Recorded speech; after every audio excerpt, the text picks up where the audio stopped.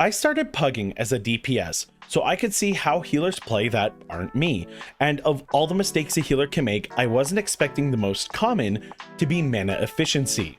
For the first video in this new series, let's talk mana routing and mana efficiency in Mythic Plus.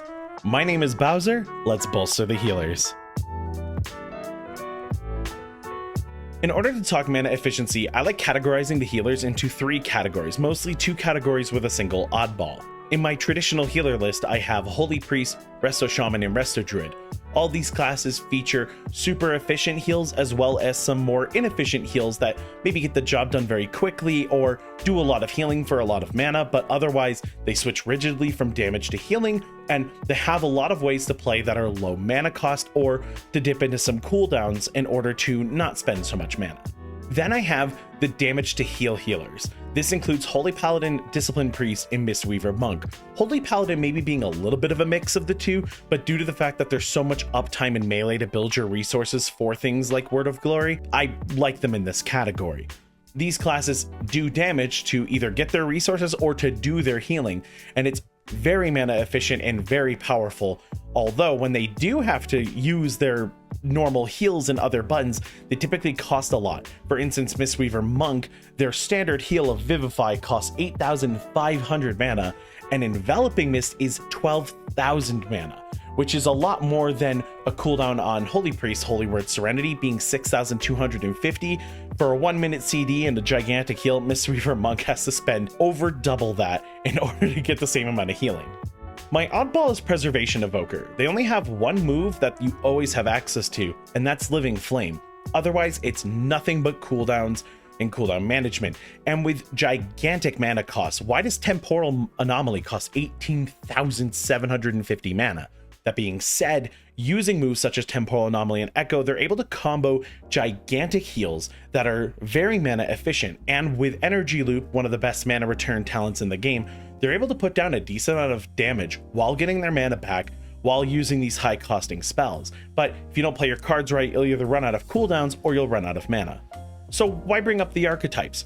Well, because all 3 of them share something in common, and while you're going to want to figure out how your class does this by reading guides, watching your favorite YouTubers that make guides for these classes, or just testing it in Valdrakken yourself in the training area, mana efficient healing is something they're all capable of doing. And while they have different means of doing it, they all follow similar principles. They have something that they can do that is low mana cost that gets the job done, and generally speaking have cooldowns and buttons that allow them to heal a little bit more, maybe at the cost of time, maybe at the cost of mana, that as the going gets harder and harder, they can simply press down a little bit harder on the gas pedal and get more out of their kit. 2 good examples of this are Holy Word Serenity and Enveloping Mist. So Holy Word Serenity is a Holy Priest move with 6,000 mana cost. It's a 1-minute cooldown, but it's an absolutely gigantic heal. But you can reduce the cooldown off of this 1-minute move by 6 seconds every heal and flash heal that you press. So by using this move mixed into your other attacks, you'll frequently get it off cooldown so that you have it up maybe even multiple times in the same pull, and definitely between every single pull. Mistweaver Monk, being a damage to heal healer, has a move called Enveloping Mist. It's 12,000 mana and it's just a heal over time. If you instant cast it, it'll do a little more upfront healing. However, it increases the healing received by 40% when talented appropriately. That means anything. So your Soothing Mist, your Renewing Mist, or your Ancient Teachings Punch to heal things will all do more to the target with enveloping on them. So while the move does cost 12,000 mana, you're getting a ton of value out of that 12,000 mana and can heal someone up very efficiently and very quickly, and given some time, maybe even mana positive.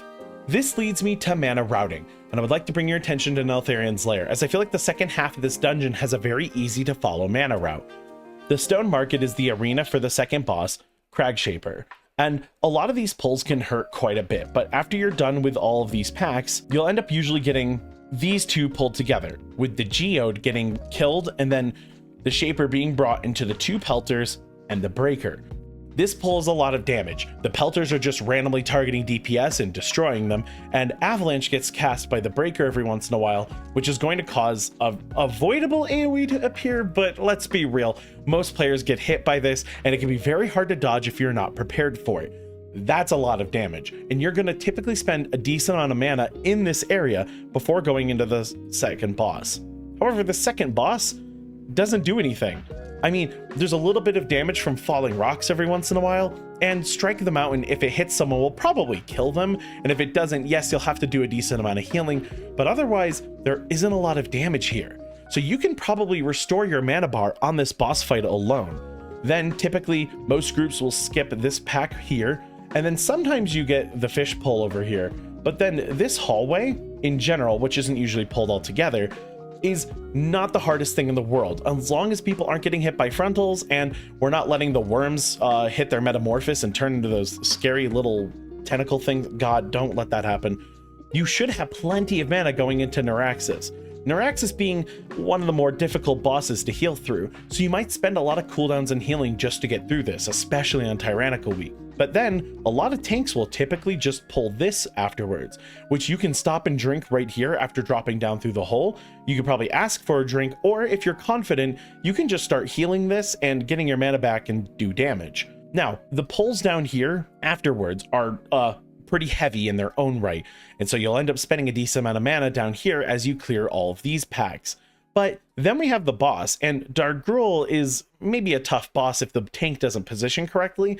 This boss is mostly a DPS check, and for the entire first phase of the boss fight, doesn't do a whole lot of damage to the players, again, if the tank positions correctly. Then, phase 2 and onwards, there's definitely a lot more incoming damage, and the healer will have to play pretty efficiently, but you should have your mana back, and even if you need a small drink before the boss fight starts, if you're stuck on the floor just drinking mana for a little bit while you wait for everyone to get in position, you're probably fine, although hopefully the poor shard doesn't spawn a million miles away from the boss. Now, mana routing isn't always this clean. I just described an amazing Neltharian's Lair, and you've probably had a lot worse Neltharian's Lairs. If your team is taking a lot of avoidable damage and players are getting hit left and right, you're going to need to drink more, you're going to need to press more buttons and cooldowns, and that's totally fine. Don't blame yourself for the sake of other people not doing their job right. However, the more you can play efficiently, the more you can carry this team. And it doesn't always feel good to carry people who aren't pulling their own weight. It's usually better to carry the best you can rather than fail a dungeon. So it's worth putting in the work. The more mana efficient you can play, the easier that becomes. Although, typically speaking, in a good run, you shouldn't have too many moments where you're having to heal way over time over the amount that I would normally expect the healer to take. In summary, find out how your healer plays efficiently with low cooldowns and low mana costs. Learn when you need to step on the gas and use more mana. As you learn dungeons, start routing where you can save mana and where you can spend mana. It's okay to ask for a drink, and mana pots can also be a worthwhile purchase.